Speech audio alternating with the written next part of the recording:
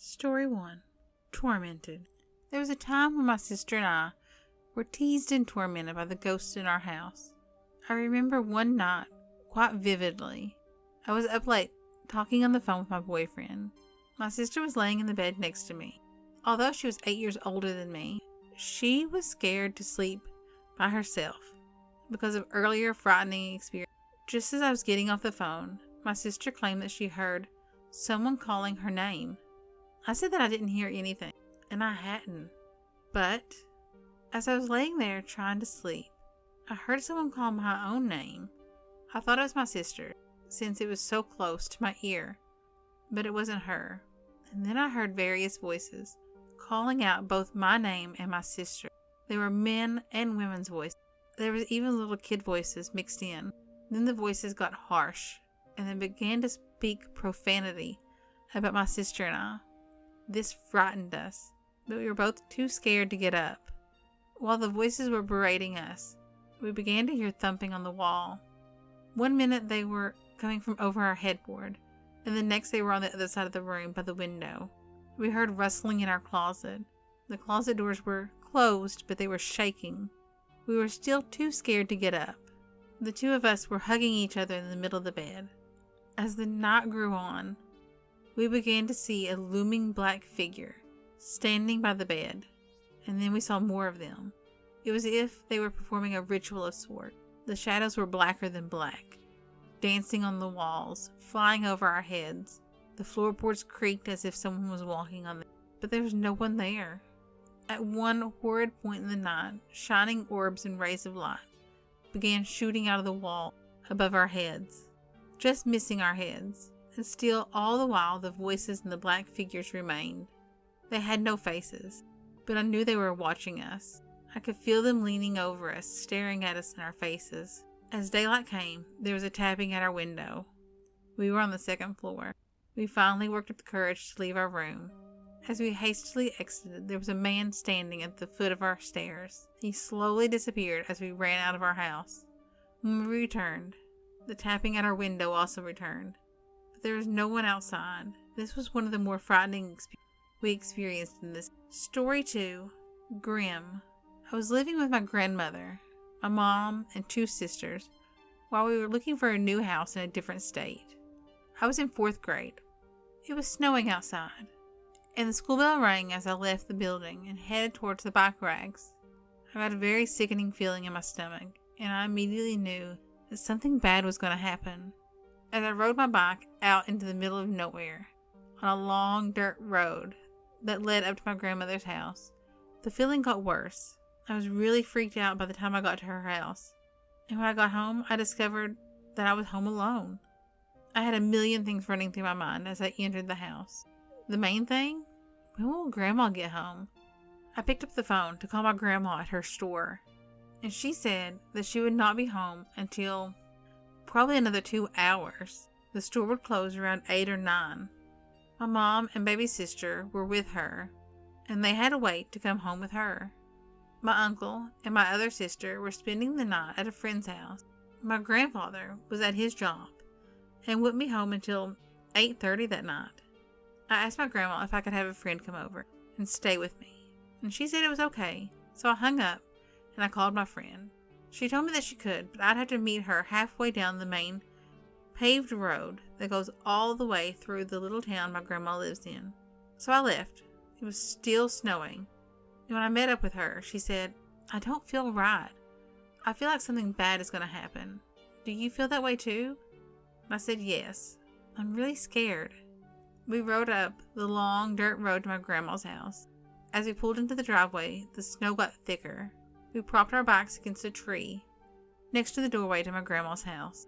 We went into the garage, gave my uncle's dog a treat, and when we left, we shut the garage door behind us.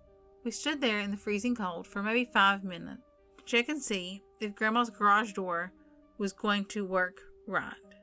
After we were assured that the door was going to stay shut, we went back in the house. We put on a movie, hoping that the feeling of danger and doom would go away.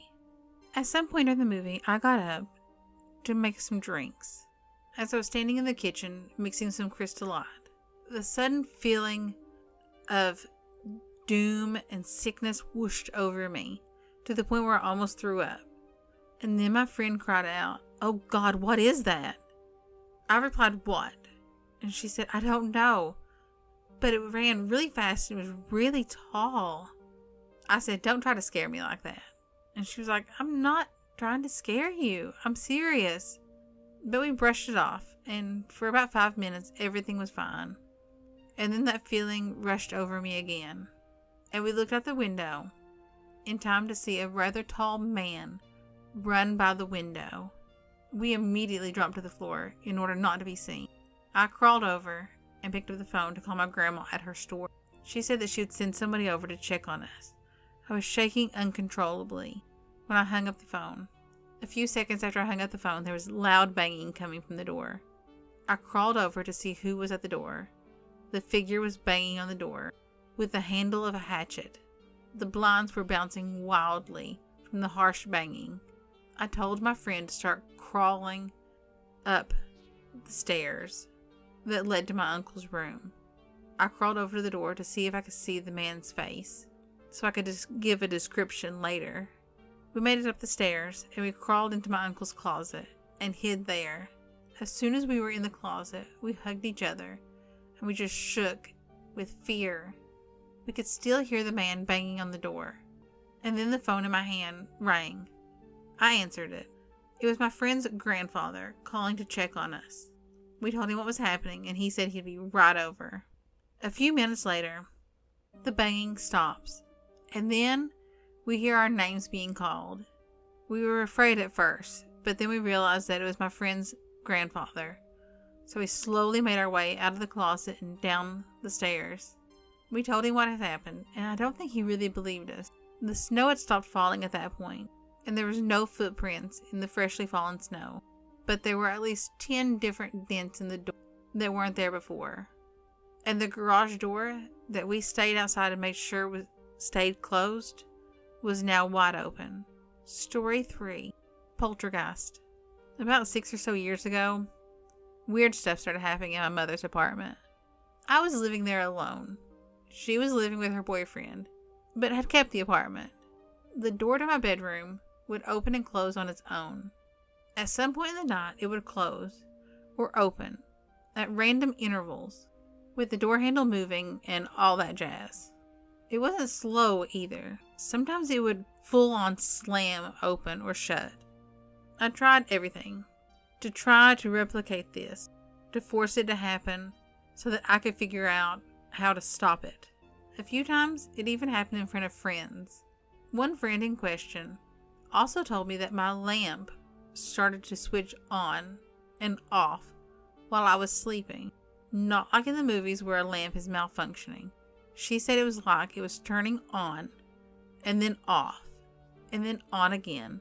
Towards the end of all of this, the sofa that was right beside the door moved by itself while I was on it in the middle of the night while I was on Skype.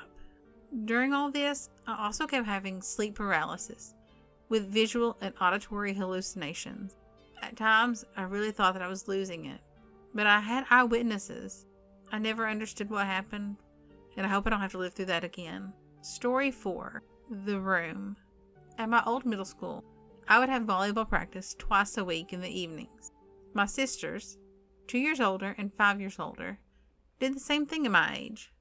I remember going to return the volleyballs upstairs for my coach one night, into her classroom, which was 2 stories above the gym.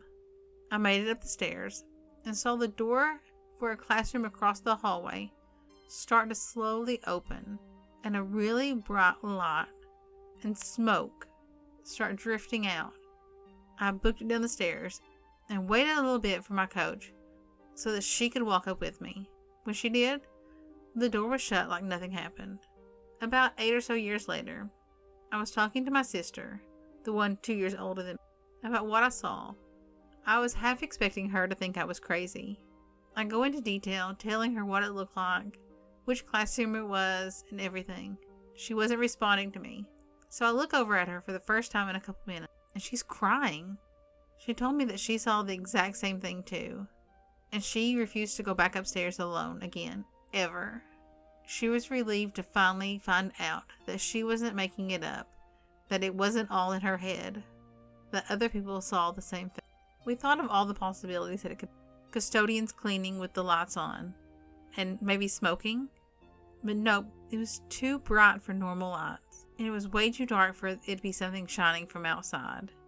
We heard many stories from other kids at the school who've had school activities and would see and hear strange things. It creeps us both out to this day. I guess our old school was haunted. I hope you enjoyed the stories. If you did, give me a thumbs up, hit that subscribe button. I really do appreciate it. Thanks for listening. Bye.